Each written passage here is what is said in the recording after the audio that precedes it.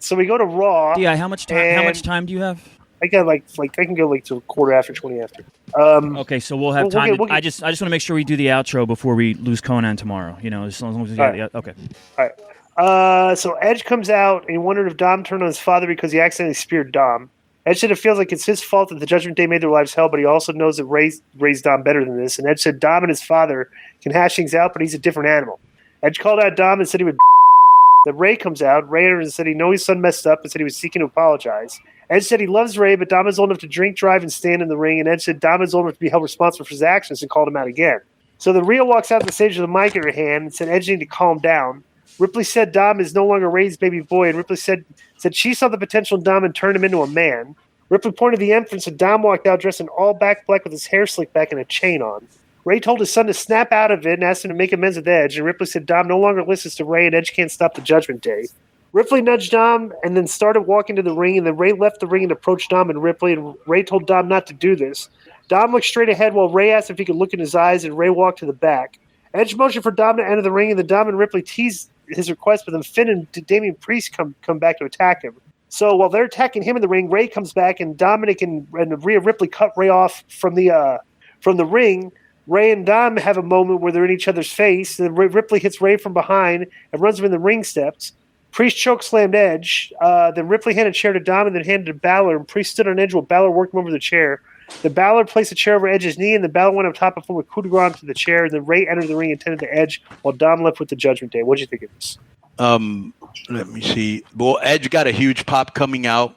I just thought good character and storyline development progression. Right. Yeah.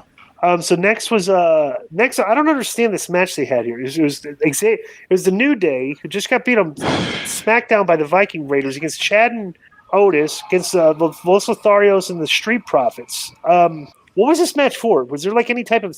Were they? I think it was a contenders number one. Was it a contenders match? Let me see. So. A four-way match to determine the number one contenders for the undisputed tag team. Okay, cool. Yeah. All right. Well. They just wrestled for a little bit until this was a chance to bring Braun Strowman back. As he comes out, and I guess the best way to describe this is he destroyed everybody, and including the security guards and stuff and everything. And he had on long red pants, no shirt, and wasn't really doing a gimmick or nothing. He was just Braun Strowman. What'd you?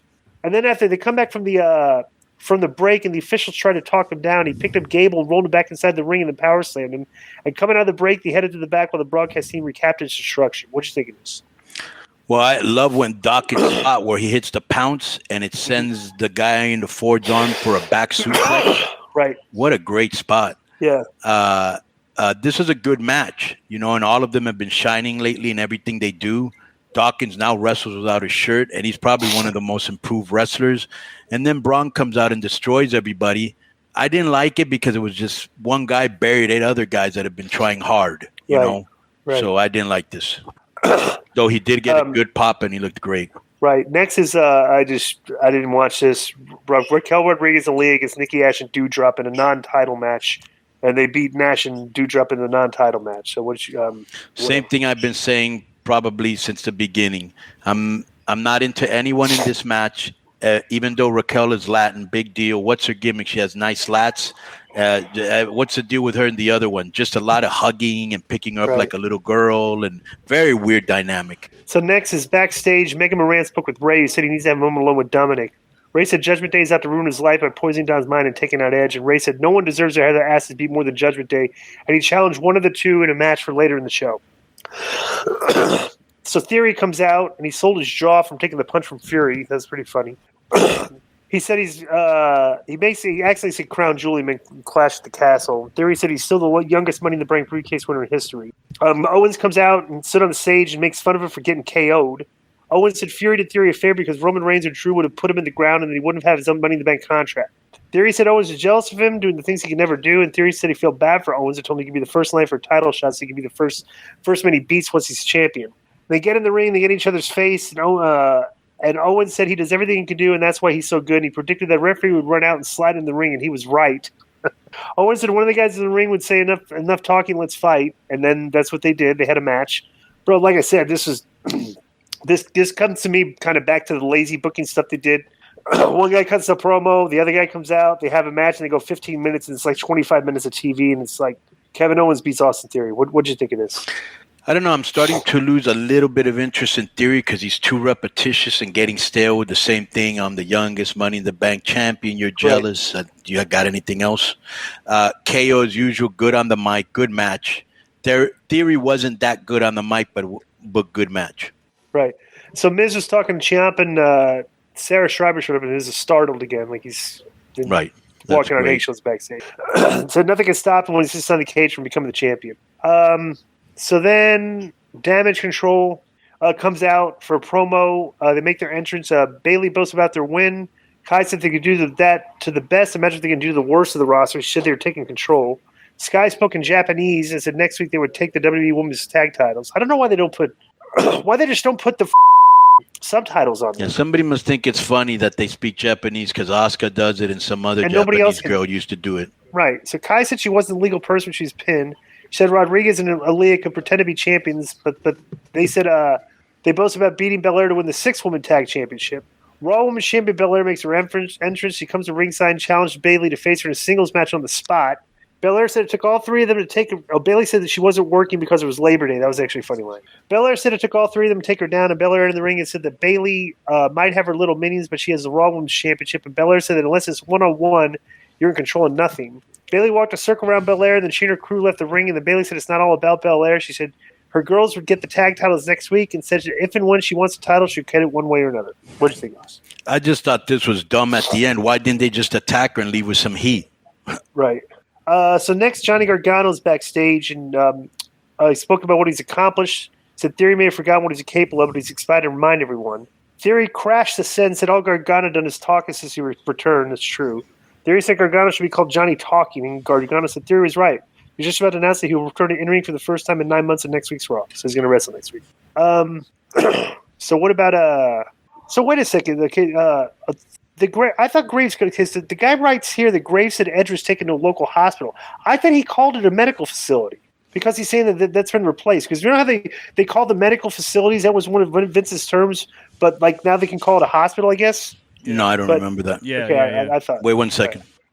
All right. So next they did Dominic versus Ray, and basically Ripley caused a distraction for Ray to clothesline from a hell of a clothesline, but he lit him up with that one. Clotheslines and pins him with the South of Heaven chokeslam for the win, and so Damien beats Ray in 13 minutes and 35 seconds. It's actually a good match because Ray, when you're working with a small guy, you can get your in. It's when the guy can make you look good. And this is actually pretty good. After the match, Dom, Ripley, Baylor, and Priest stood over Ray, and Ripley said there's just one more man left in the way. She said Dominic was sent him back into retirement and announced that Dom was challenging Edge to a singles match for next week. What do you think of this? Yeah, good match, too long, and good storyline development. So next is a cameraman caught up with Braun backstage. He said the Monster of Monsters is back and nobody's safe. He said he would see everybody Friday on SmackDown. That's interesting. So he's going to go tear up SmackDown too, I guess. They showed the Riddle, Seth beating Riddle the Castle, and the footage aired of Riddle being interviewed by Schreiber after his loss. He said Rollins took advantage of his emotions and stomped his brains into the canvas, and Riddle said he wants a rematch as soon as possible. So the Schreiber interviewed Rollins, who said he admires Riddle's moxie, but he came to Cardiff and did what he said he was going to do. Rollins said a rematch is not in the cards because he's moving on to bigger and better things. That was actually good. It's true. Why would he want to, he just beat him clean. Why would he want to wrestle? Why should I wrestle this guy again? Right? That's what I was saying. I'll never get that. When Raven beat Benoit clean one time, right? And they wanted to have a rematch. And Raven was incredulous, arguing with he just kept, why am I wrestling again? I just beat him clean. Right. That's not why is he getting a rematch? This makes no sense. I need to move on to somebody else. He wasn't very happy about that. No, Benoit and Raven always had great matches, but they did not like working with each other. Right? Do you remember that? I didn't remember that they didn't like lurking each other, but I remember they had good matches. Yeah. So next is the cage match. I didn't see this. I did. Okay, so all right, so I imagine the cage match was Lashley wins. There was anything of note in the match because the post match is what the. Well, the good thing about it was good logical storytelling because Miz grabbed the belt and attacked Lashley before the match, and so him and Ciampa. Oh, so he's selling out right at the bat. Right. Trying to get an advantage of him, right? Right. Then they used a chair on his arm and a steel steps, and so basically during the match, he would only use his good arm, Right. Lashley. So that was really good. I like the attention to detail. And then there was a part where Miz tried to escape, and then Dexter Lumis appeared from under the ring. Right. So after, let me tell you that was after the match, actually great. Yeah, Loomis climbed over the top of the cage, and Miz tried to escape through the door, but Lashley closed it. Miz tried to climb the cage, but then Loomis pulled him down, and Loomis put Miz in his submission choke. Then Miz passed out. Then Loomis stroked Miz's head to close the show. Yeah, so that's and Miz. The great thing about Miz, he does all those little things that a lot of people, only veterans, really notice. The great facial expressions. Right. He knows how to work the crowd. He's just really underrated. Yeah, they're seasoned actors. Yeah, is what they do. They teach these guys to act and find the camera, the facials. They do it very well. They produce drama very well. They're experts at it. So that's been our Raw review. That's been our weekend of wrestling review. The Fall 4 shows. Hell of a weekend. Yeah. Hell of a weekend.